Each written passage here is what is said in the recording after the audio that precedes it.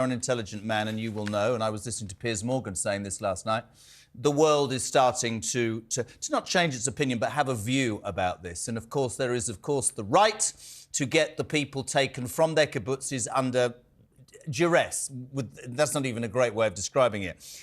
Do Israel, are they concerned about how globally people are beginning to say, look, innocent civilians are dying. Yes, it's war. Yes, you need and want your hostages back. Where do you see this going? Because presumably the longer these truces, if you want to call it this tense truce, continues, the clamour for more of that will grow.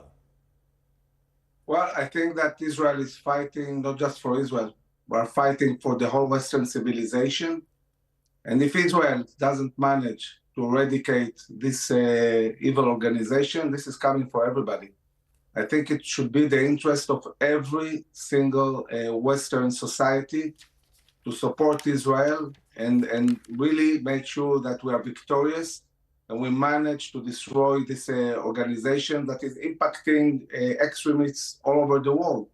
Now, this war is going to be very, very long. This is not another operation. We're talking about a few months just taking over the whole Gaza Strip, and then we have to dismantle all the terror infrastructure.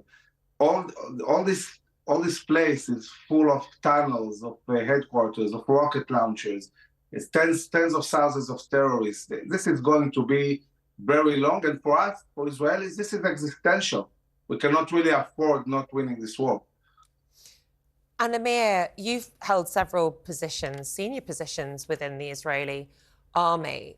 Where do you stand on future peace between Israel and Palestinians? Where do you stand on a two-state solution?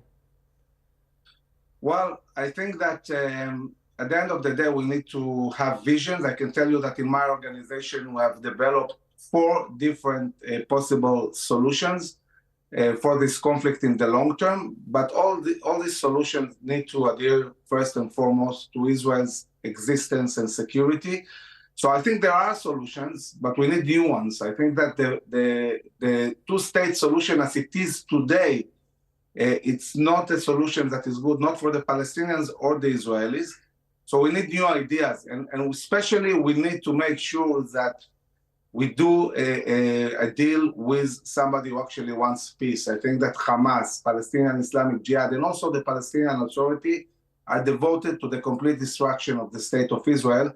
And this is why we cannot go forward with any notion of a peace accord.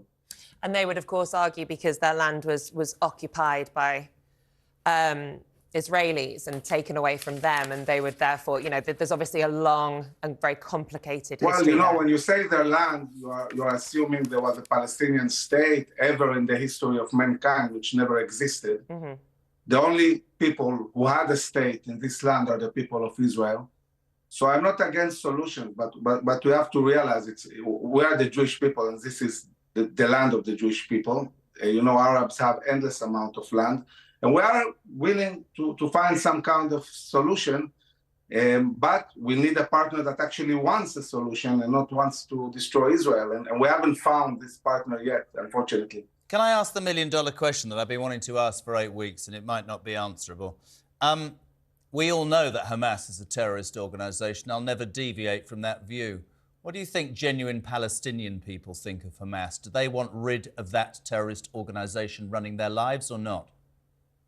Well, you know, in Gaza, a vast majority of the people chose democratically Hamas. You know, at the time Israel was against democratic elections. We knew where this is going. By the way, in the West Bank, Abbas hasn't held elections for 15 years for one reason: Hamas will take over. So when you radicalize a society where all the education is about radicalization and extremism, it comes as no surprise that terror organizations have a massive support.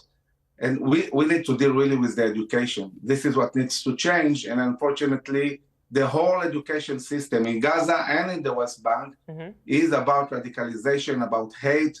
But of course, and there is no notion of course, peace. Amir, there hasn't been a democratic election, as you say, there for 15 years, and over 50% of the population in Gaza are children, so we're not able to vote. So we just have to put that out there as well.